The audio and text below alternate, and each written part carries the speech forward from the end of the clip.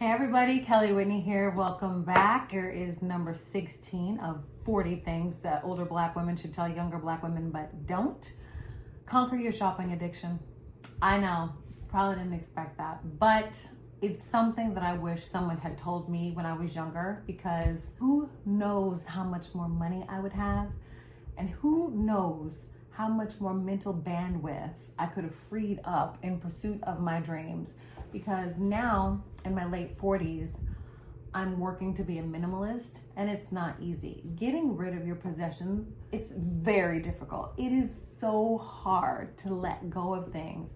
And I never would have thought that it would be this difficult, but there's that part of you that says, oh, well, I paid so much money for this, or I paid this for this, and I haven't really gotten my money's worth. And you know, there's nothing wrong with this. Why would I give it away? I might need it. Lord have mercy. Don't do it. Don't do it.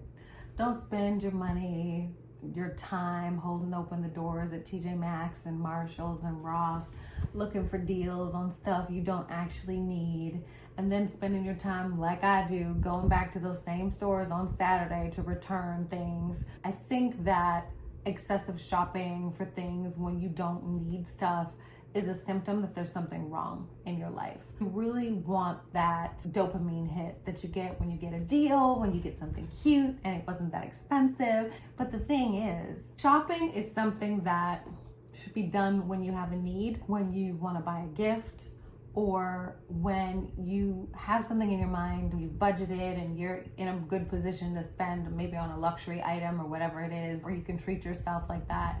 Okay, that's fine. But mindless shopping, it's a waste of money, it's a waste of time, and it's a symptom that something is wrong. My nephew lives in New York, and he lives in like a walk-up apartment in Brooklyn, and he has a roommate, and he was complaining to me one day about the packages that arrive from Amazon all the time. He says sometimes there's 10, 20 of them, and they just pile up, and they're a nuisance. He has to move them out of the way. He has to put them in her room. He said her room looks like, a tchotchke hell. I said, there's something wrong with her. She's shopping because she's unhappy. A lot of us do that. And buying some little beautiful, cute thing makes us feel better just for that little moment. But that feeling passes, and it's a far better use of your time and your hard-earned money for you to assess what might be wrong, that you're using shopping as a Bandaid to cover it up. In my case, I was using shopping to help me deal with the fact that I didn't have a good relationship with my mom. When I was a little girl, there was many times we would go out, we would shop until the stores closed, and then we would come home and she would leave her bags in the car because she didn't want my dad to see them. And then when he went to sleep, she would say, go out to the car and get my stuff. Now, if that's the move, you know you're doing wrong. But guess what? I picked up the same habits. I'm still in recovery as a shopaholic, trying to break that cycle of behavior. But you're gonna spend money unnecessarily. And money is so hard to come by these days, especially if you have a traditional job versus like a business where you can kind of control how much money you make. If you are a salary person or you work hourly, you really are working for your money, okay? So be more circumspect with how you spend it and what you spend it on. As I've pursued minimalism, I have found that being more intentional, being more thoughtful, less reactive, it has ensured that I get higher quality items that I really, really enjoy. I don't have knee-jerk responses, and it really helps me to assess something's value, its form, its function, how I'm going to use it, where I'm going to use it. That kind of intentional living, that is what I would encourage young women to do. And I think that older Black women don't encourage that kind of behavior because they haven't broken their own shopping addiction. They haven't come to that realization that more intentional spending is beneficial. They're still stuck in that cycle of, I'm just gonna buy this because it's a good deal. It barely costs anything. That's what my mom says all the time. I'm like, Mama, but you didn't need it. You know what I mean? When I was breaking my shopping habit, I did it in a really fun but useful way. Instead of going to Marshalls, when I felt that itch, I would go to the Dollar Tree. And this is when the Dollar Tree was still $1, okay? And I would give myself a $5 limit. And I would go through the entire store and engage with the people in the store, maybe the girls who were stocking the shelves. I would help them and just chit chat with them. And by the time I got my little items, I felt better.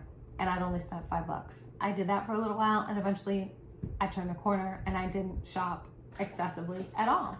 The thing about places like Marshalls and TJ Maxx, they're addictive because you know there's gonna be something different every time you go. So you gotta be strong in your mind to say, why am I going here? Why am I wasting this time? Why am I looking up and down the aisles? Chances are there's something better you could be doing with your time. I should have been working out. I should have been cleaning my house. I should have been decorating my house. I should have been learning about investing. I should have been some kind of like self-improvement, reading some books, the 48 Laws of Power, something I should have been doing rather than holding open the damn doors and pushing a cart up and down the aisles at TJ Maxx.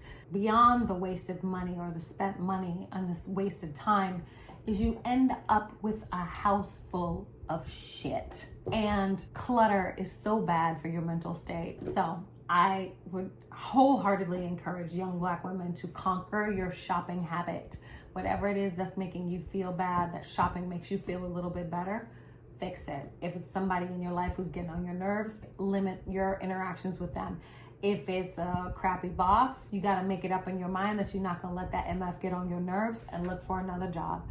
If it's a love partner who's acting up, you need to think seriously about whether or not that love is worth having, okay? Whatever it is in your life that you're using shopping as a sop to make yourself feel better, figure it out, fix the problem, and stay out of these damn stores.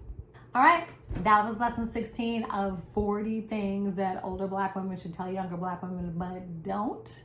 I hope you guys come back for number 17. Thank you.